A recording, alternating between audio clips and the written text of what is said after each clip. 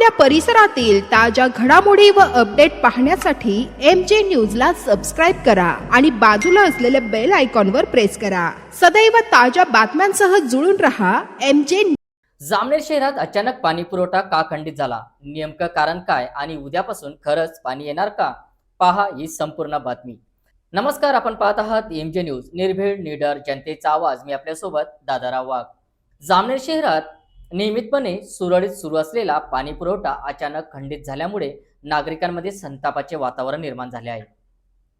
मिळालेल्या माहितीनुसार शहरातील मुख्य पाईपलाईनमध्ये बिघाड झाल्यामुळे गेल्या काही दिवसापासून अनेक भागांमध्ये पाणी पुरवठा विस्कळीत झाला आहे।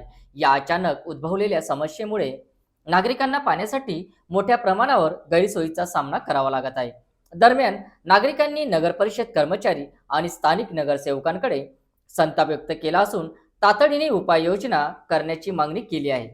या पार्श्वभूमीवर जामनेर नगर परिषद पाणी पुरवठा सभापती महेंद्र बाविस्कर यांनी पाणी पुरवठा विभागाच्या कर्मचाऱ्यांची तातडीची बैठक बोलावली। या बैठकीत मुख्य पाईपलाईन मधील बिघाड आणि त्यावरील त्वरित उपाययोजना याबाबत सविस्तर चर्चा करण्यात आली। बैठकीनंतर महेंद्र बाविस्कर यांनी जामनेरकरांना दिलासा देत सांगितले की मुख्य पाईपलाईन दुरुस्तीचे काम सुरू असून उद्यापासून पाणी पुरवठा सुरळीत करण्यात येईल। तसेच नागरिकांनी संयम राखावा आणि प्रशासनाला सहकार्य करावे असे आवाहनही या ठिकाणी पाणी पुरवठा सभापती महेंद्र बाविस्कर यांनी जामनेरवासियांना केले आहे। तर पाहूया उद्यापासून जामनेरकरांना दिलासा मिळतो का, पाणी पुरवठा खरंच सुरळीत होतो का, याकडे सर्वांचे लक्ष लागले आहे। अशाच ताज्या आणि विश्वासार्ह बातम्यांसाठी पाहत राहा MJ न्यूज, निर्भीड निडर जनतेचा आवाज। पुढील घडामोडीसाठी सबस्क्राइब करा, लाईक करा, फॉरवर्ड करा आणि या बातमीविषयी असलेल्या आपल्या प्रतिक्रिया आणि आपले मत नोंदायला विसरू नका।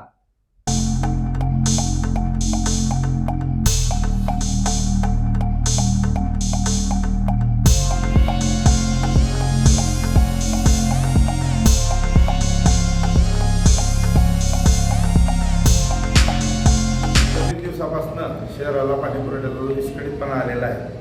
त्याचं मुख्य कारण असं आहे की MIDC मध्ये पाईपलाईनचं काम चालू असताना ती पाईपलाईन तुटली आणि आपल्याला ज्ञात आहे की मान्यगिरी झोनच्या माध्यमातून आपल्याला वाघूर इथून 1 किलोमीटरवर ते पाणी येतं आणि ते पाणी आल्यानंतर ते शहराला पाणी पुरवठा केला जातो। अतिशय चांगली योजना आहे, परंतु MIDCचं काम चालू असताना पाईपलाईनच्या कामामध्ये ते फुटली आणि ती खाली व्हायला जवळजवळ 13 ते 14 तास लागतात आणि खाली झाल्यानंतर त्याचं वेल्डिंगचं काम होतं आणि हे काम आमच्या सगळ्या टीमने त्या ठिकाणी पूर्ण केलेलं आहे।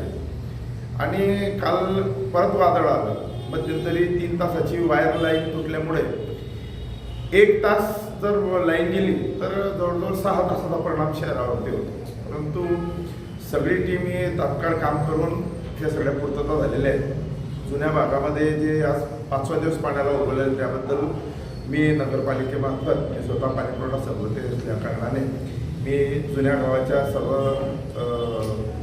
बांधवांचं या ठिकाणी, महिलांचं या ठिकाणी मी क्षमा मागतो, परंतु त्यावर दुरुस्ती झालेली आहे। आज संध्याकाळपर्यंत पूर्ण जुन्या गावाला पाणी पुरवठा कंप्लीट होईल याची संपूर्ण तयारी आपण या ठिकाणी केलेली आहे आणि इतर भागामध्ये उद्यापासून पाणी पुरवठा सुरळीत आम्ही करण्याचा प्रयत्न करतोय।